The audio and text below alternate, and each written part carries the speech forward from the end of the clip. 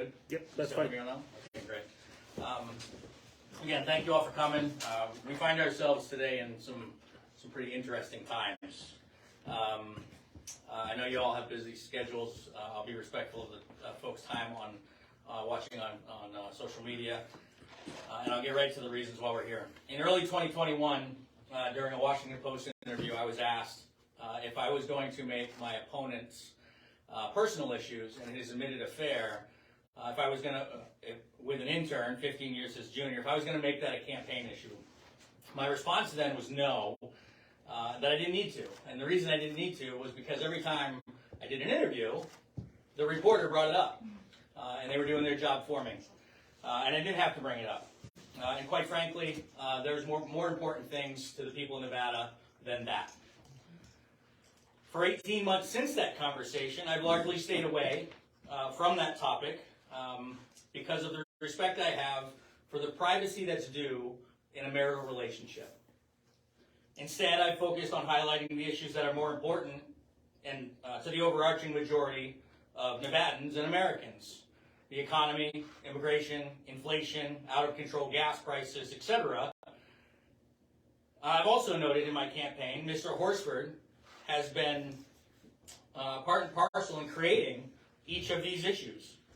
But today, it comes time to address serious concerns about Mr. Horsford's integrity, his character, and frankly, his viability as a U.S. representative for the people of Nevada's 4th District. My need to speak up today has been thrust to the forefront of this campaign by two reasons. First, some very serious allegations that have been levied by Mr. Horsford's estranged spouse. And secondly, the obvious avoidance of reporting by much of the media of the string of events that have occurred and released by Ms. Douglas, Mr. Horsford's wife. First, I'll address the allegations. Yesterday morning around 6:30 a.m., Ms. Douglas, my opponent's wife, posted on Twitter, a very public forum, a string of messages. And since they haven't been reported, I've made some copies of them for the media that's here today, and I'm going to read them directly because they're that important. Ms. Douglas, again, Mr. Horsford's wife, tweeted yesterday morning, and I'll quote, I was just minding my business until Stephen and his attorney demanded I sign a non-disclosure agreement, NDA, that would ban me from speaking about my 22-year marriage, his 10-year affair, and our divorce forever. It includes $10,000 in fines for each remark or social post, even to a therapist. Ms. Douglas goes on to say, I had no intention of posting anything and kept quiet the entire campaign. To think I would even want to mention his name is ridiculous. Who looks through the trash after taking it out? But I don't respond well to bullying and intimidation, so here we are. Again, these are quotes from Ms. Douglas. Bullying and intimidation. Ms. Douglas goes on to say, and he's already blaming me should he lose his race. Refuses to take responsibility for his own actions. He had hundreds of chances to do the right thing, but chose violence. These are her into signing a non-disclosure agreement about their personal relationship. So serious the secret that Horsford will levy a $10,000 fine against his wife for the mere mention of an affair that he's responsible for. These tactics are so disgraceful, and they draw question to his character, his trustworthiness, and his ability to serve in the capacity as a congressman. If he will extort his wife, what will he do to you, his constituent? As you heard me read in his wife's Twitter post a moment ago, from these very public comments, bullying, intimidation, and potentially violence. This is not behavior becoming of an elected official at any level, and it certainly does not bring credit on the United States House of Representatives. The second reason for this meeting, it needs to be reported. It needs to be reported across this district, across this state, and across the nation. Yes. This is not behavior that we can stand for. Right. This story broke early Sunday morning, and as of 8 a.m. this morning, not a single local outlet has picked up the story. Since then, and that's why I called this press conference, since then I will say that the Nevada Globe and Megan Barth, they have picked up the story and they've run with it because it's important.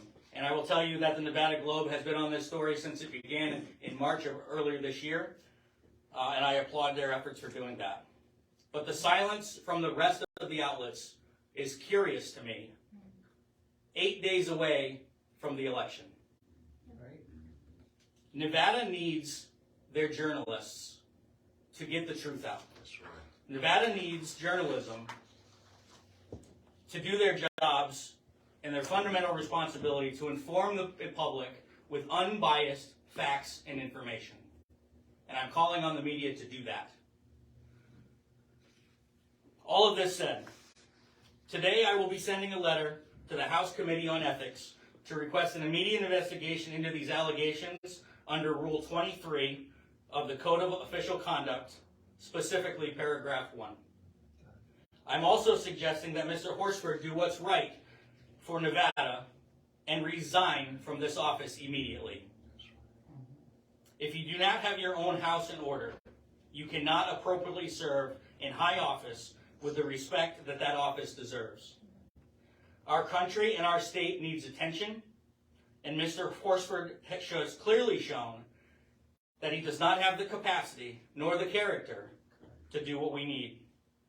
Additionally, I am asking the Las Vegas Review-Journal to qualify its comments in a recent endorsement article that Mr. Horsford had, quote, gained the trust of his constituents.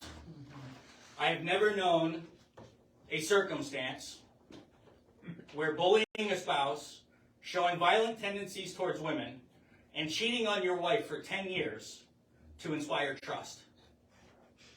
And just for the record, I'm not asking for your endorsement. I'm asking you to do your job. I want to thank my team for putting this event together today on short notice and over a weekend. It clearly shows that they, as I, are dedicated to the truth, dedicated to the people of Nevada's 4th District, and we fully intend, now and when elected, to hold people in positions of great public responsibility to account. And with that, I'm happy to take a few questions.